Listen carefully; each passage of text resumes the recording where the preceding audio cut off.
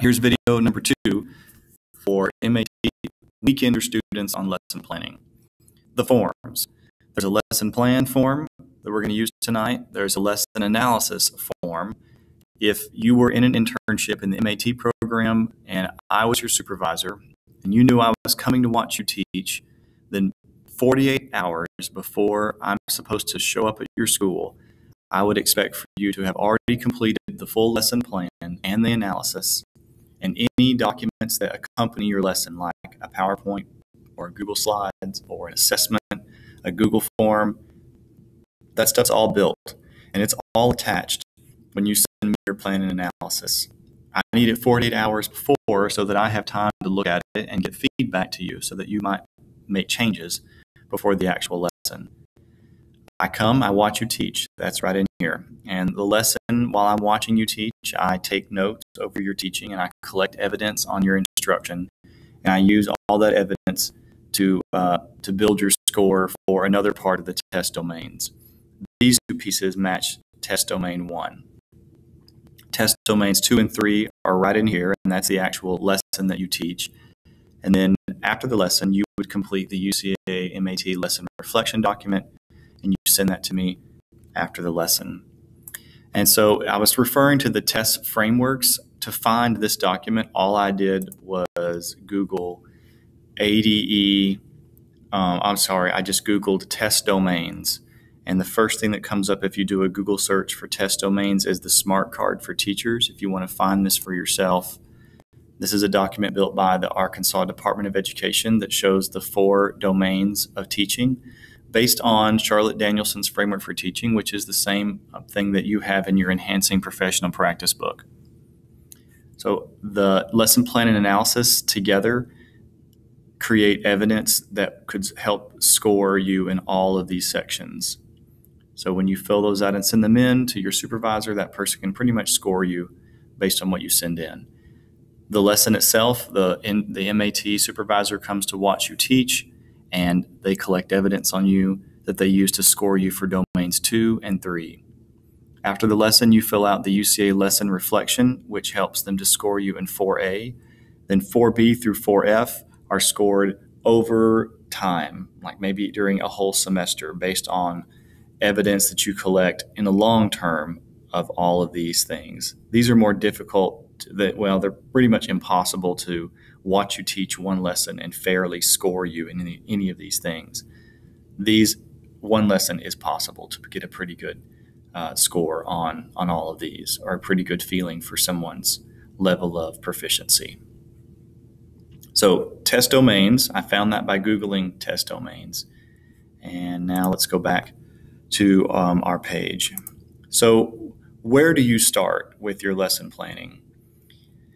You have to teach something in your content area, and you got to figure out what you're going to teach. Well, you do the same thing that I did with driver's education. You'd go and you'd find the curriculum frameworks for that subject. Now, when you get hired by a school district, a lot of school districts now have taken the curriculum frameworks for all the subjects that are taught in their school, and they've created what's called a pacing guide, which pretty much lays out, here's what should be taught during, for example, 8th grade, world history. Here's what should be taught. Here's the order that we'd like for you to teach it in. And here's a basic schedule of what you'll be teaching when. Larger school districts often do this because they may have 10 or 20 8th grade social studies teachers spread all over the place. Conway's a great example. We have one junior high school, and there are about 5 or 6 people that teach 8th grade social studies in that school. And you need a pacing guide to keep everyone pretty much working on the same content at the same time, so that as students move around, maybe from teacher to teacher, as schedules change, they're consistent. When you have multiple junior highs in a city, like Cabot, for example, Cabot North and Cabot South, they still might want to keep everybody on the same pace because kids move and you don't want kids to miss out on content. But you start by going to the frameworks to figure out what you're going to teach. So in Arkansas, how do you do this? Well, you go to Google and you look up Arkansas Department of Education. And you go to the main page of the Arkansas Department of Education website. Some of you may know how to do this already, but I'm going to do it like you don't. When you get here, look in the C section because you're looking for curriculum frameworks. And you scroll down and you'll find a link for curriculum framework documents. I'm fixing my timer so I don't talk too long. Once you get here, then you should see a big list of all the subjects on the side. And then you look for what you're teaching. Let's just say you're teaching science. So you click on science. Now I'll tell you that science standards are changing. So you need to look at this whole page because we have some new ones that are coming out in the next couple of years. And so I'm just going to choose the old science frameworks because we're just going to look at these for a second. But if you are about to write a science lesson, then you're going to want to go with the newer science standards. But you'd click on the section that matches. So if I'm teaching an 8th grade science lesson, then this is where I would go. It's got all the frameworks for kindergarten through 8th grade. Just like the driver's education curriculum framework, the first thing we've got is a page that has all the big content standards or the course goals maybe. And then after that, it breaks them down. This document shows kindergarten through 4th grade first. And it breaks down, if you go back to this page, Standard 1 is the nature of science, characteristics and processes of science. And here we have that first standard, but now we have the details. So if you, this document, you got to roll way ahead to find 8th grade because we're going to do K through 4 first. All right, here's 5, 6, 7, and 8. And if we go backwards, we can find the beginning of this document. It should be where Strand 1 starts again. All right, that's the end of K4. Here's the beginning of 5-8. So here's Strand 1, Characteristics and Processes of Science. So if we were going to teach 8th grade science, we want to look in this column, and these are the things that we might choose to make a lesson about. This is the same thing you'll do when you plan your individual lesson. You'll scroll through and say, okay, I think I'm going to do a lesson on, let's see. How about this one? Identify different types of single-celled organisms, protists, and bacteria. I was being sort of picky because if this is your very first lesson plan, we're really concerned about you learning how to write the lesson plan documents. I would choose a topic that you feel you understand so that understanding the content does not muddy the waters for you when it comes to filling out the lesson plan document. So I felt like this is very straightforward. We're identifying different types of single-celled organisms. This might be the one for me.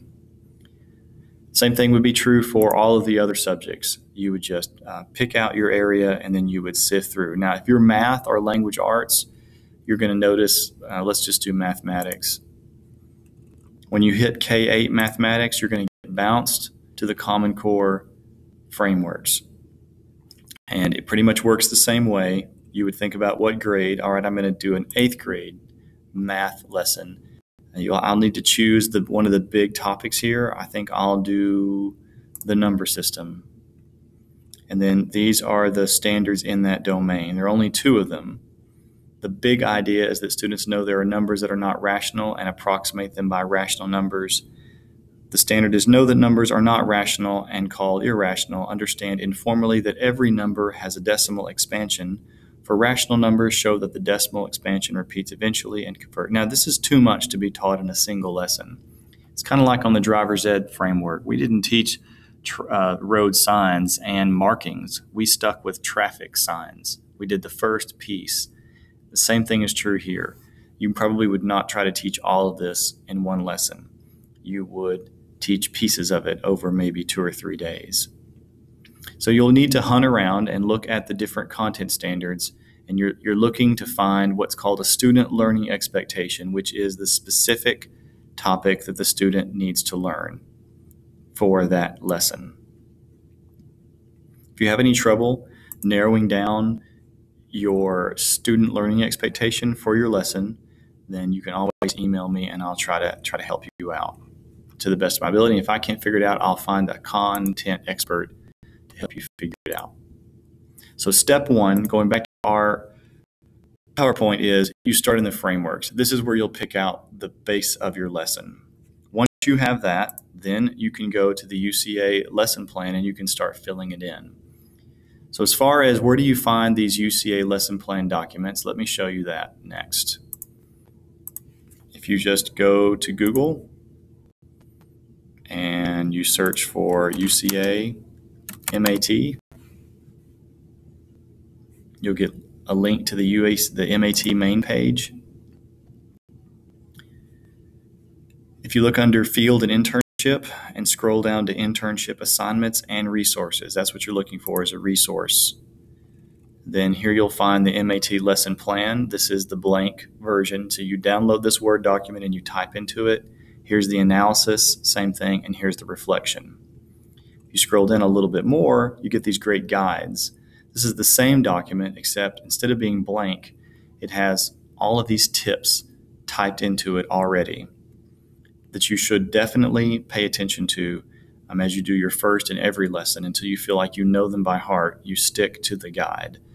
Same thing for the analysis. It's the guided version and the lesson reflection guide. So if you'll maybe take a break from these videos right now and go ahead and pull these two up and take a look at the blank versions versus the guided versions, then you can see how beneficial it is to know about the guides. I'm going to show you.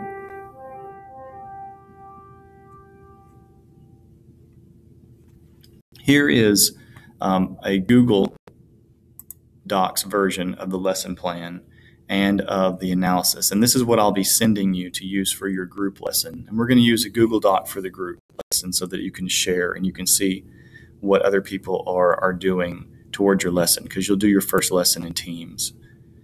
And tonight, as we go through these, we'll talk about almost all the questions in detail.